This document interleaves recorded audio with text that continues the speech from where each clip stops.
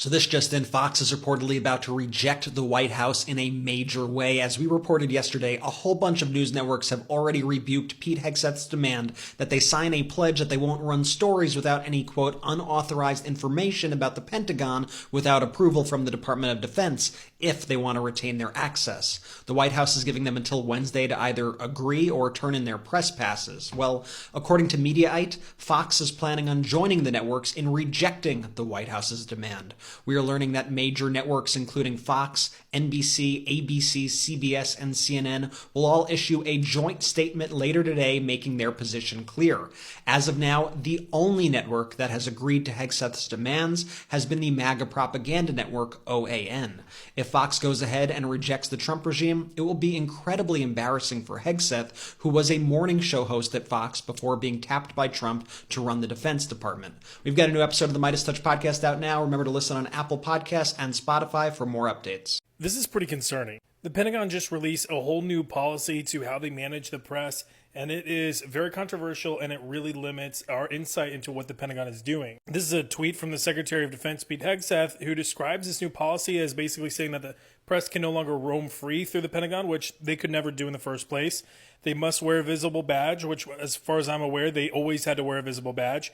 And credentialed press are no longer permitted to solicit criminal acts, which all of these sound pretty common sense and sensible. However, again, none of these are necessarily new, so what's the big deal? Well, a key part of this new policy stipulates that the Pentagon has to be allowed to approve or deny what the press is able to publish whenever they report on the Pentagon. And if any members of the press do not sign this policy, just basically recognizing receipt of the new policy, then they will lose their access to report on the Pentagon. The Pentagon Press Association, which largely credentials a lot of the press that enter into the Pentagon and report on the Pentagon, they are not fans of this at all. And neither is the press. In fact, as far as I'm aware, the only outlet that has actually signed this memo is OAN. And this is not a partisan issue. Here you see the Atlantic, Washington Post, CNN, and New York Times are all refusing to sign this pledge. This covers both the left and the right. In fact, CNN and every other outlet that I just mentioned have criticized this new policy as stifling free press. In fact, CBS News said that this is a message of intimidation. And look, we've got a potential war in Venezuela that could pop off at any moment. We've got other conflicts going on in the rest of the world that we have U.S. soldiers involved in. We've got U.S. troops being deployed around the country on a domestic mission. The people need to know what the Pentagon is doing and that it is being held accountable. That is a key part of our democracy, is that the press can do their job. So banning the press from doing their job and basically funneling their reporting through what is approved and what is not approved, that is antithetical to free press. And again, you'll see tweets like this from officials that, again, make this kind of seem like it's common sense or a very reasonable request, but that doesn't tell the entire truth. So this needs to be getting more, there's so many stories here that need to be getting more coverage, but this is definitely one that needs to be at the top of the list. Family, welcome back to my channel. It's a girl, Baby Precious. Today I need to tell you guys something very, very serious. Let's break this down. It's about Pantagon's new HS place pressed. Seemed officially right, but don't be fooled. This is not about peace or progress. It's about power, money, and control. So guys, let's be real. Everything the Pantagon makes a bigger pledge. It's never about helping ordinary people at all. It's about expanding their riches, building more weapons, and keeping the war machine running.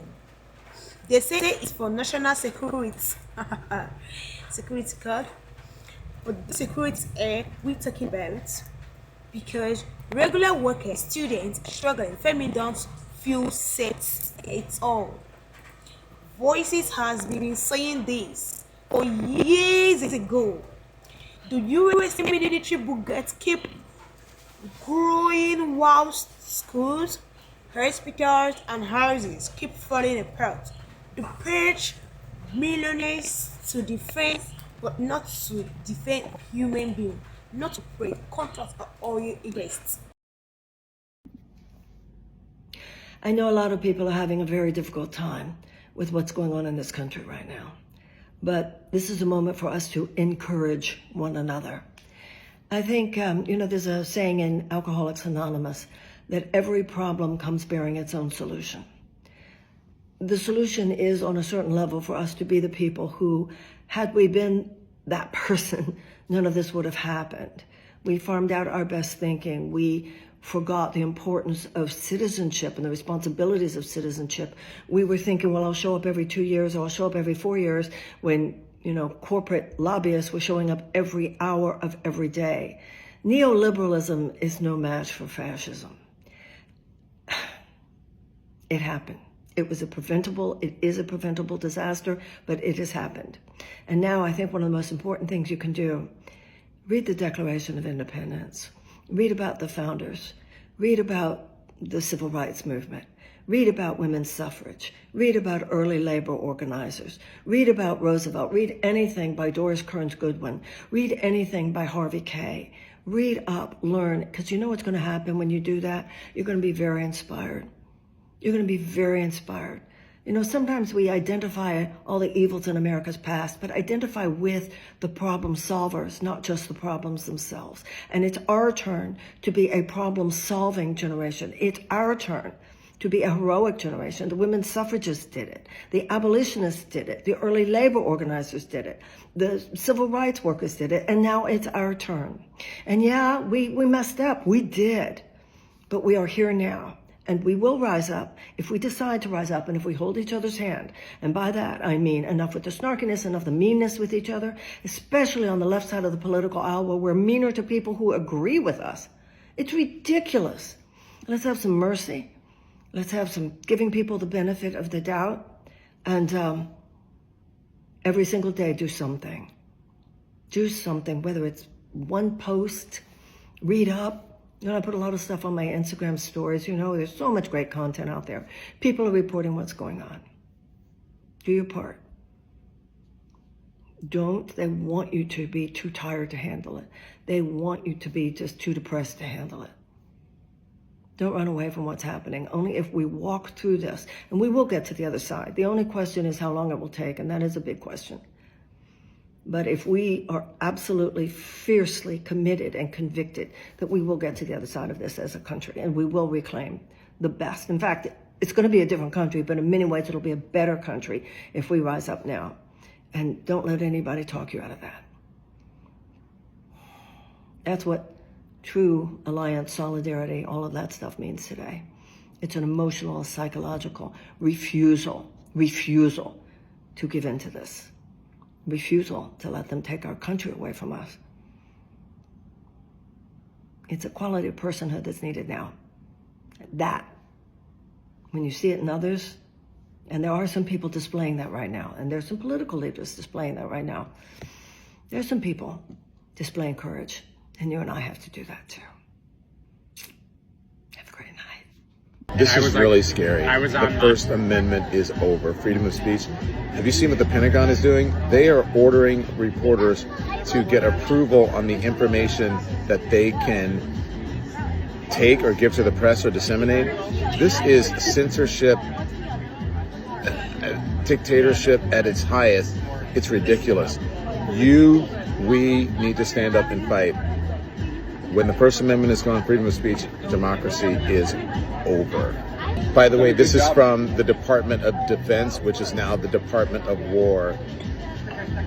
Good Lord. We're in a deeply concerning time for press freedom where the Pentagon wants to pre-approve everything the media puts out about the U.S. military. If you've heard anything about the U.S. military, you'd know that we do a lot of illegal stuff. Therefore, with the Pentagon trying to shut down free press, that's a really concerning step for reporting and journalism in general. This is also a really common step that you see in the rise of authoritarian regimes. Now, I'm glad that the media is not signing on to this mandate, but they're going to have to hold strong for quite a few years here. I'm not saying that the mainstream media is perfect, but, maybe this can be a sign of hope for some people. Ultimately, I think it's best to subscribe to a lot of investigative journalism and trying to support more independent creators like me that can go and show you what's happening on the ground. President.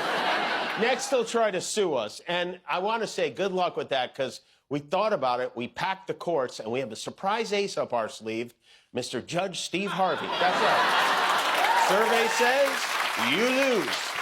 sadly, the truth is no one wants to face Donald Trump in court. That's where he's at his most flatulent. And, you know, one of the places we were preempted last night was Lansing, Michigan. Instead of us, this is what viewers in Lansing saw. Something you do in the shower you wouldn't do when you showering with your boo.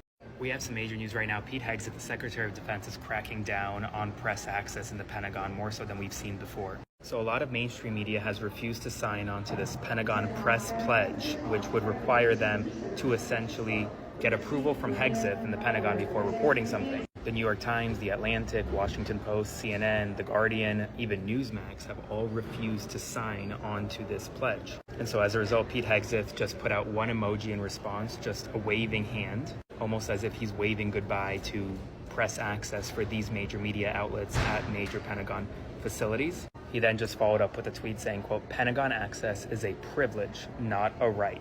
So here is the Department of Defense's press credentialing for dummies. Press no longer roams free. Press must wear a visible badge. Credentialed press no longer permitted to solicit criminal acts. Done. Pentagon now has same rules as every U.S. military installation."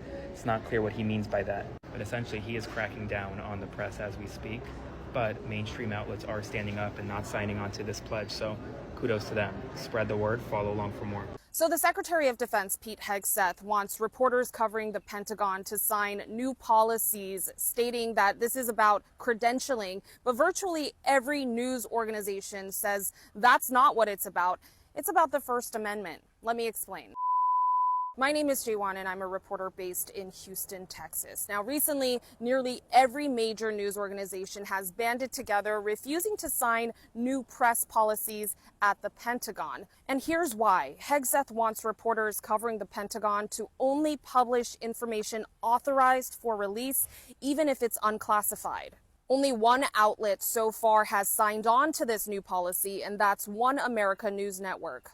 Hegseth has been under hot water in the media before when it was revealed back in March that he was releasing sensitive military information through an encrypted messaging app called Signal. A reporter with The Atlantic was accidentally added on to a Signal group chat. Some of the biggest news organizations, including ABC, CBS, CNN, NBC, and Fox News, have released a joint statement saying this policy threatens core journalistic protections. This latest move from the Department of Defense has many reporters wondering how far the U.S. government will go to limit the press, even though our First Amendment clearly states freedom of the press. I mean, look at the pattern. Every time the Pantagon held a press event, there is some new promise of place. But behind those words, are they holding massive spending and global in finance schemes? This is not partisan. This is propaganda. Yeah. So when you hear about what's the meaning's pledge, don't just clap. Question it. Ask everywhere. Money goes. Who benefits? And why peace never part of their real plan? Because real freedom is not built or truth, justice, and care of people, not this was happening when someone speaks up about injustice and system even react with force, not with listening. That is the problem. Free of speech means everyone has the right to express their views peacefully, but lately it seems that freedom is only for some people, not all. So guys, don't forget whenever you come across a video, please don't forget to subscribe, don't forget to like, don't forget to share.